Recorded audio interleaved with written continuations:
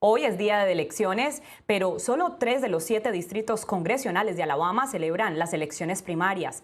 Estas elecciones en los 4 distritos restantes en Alabama fueron pospuestas para unas primarias especiales el 11 de agosto.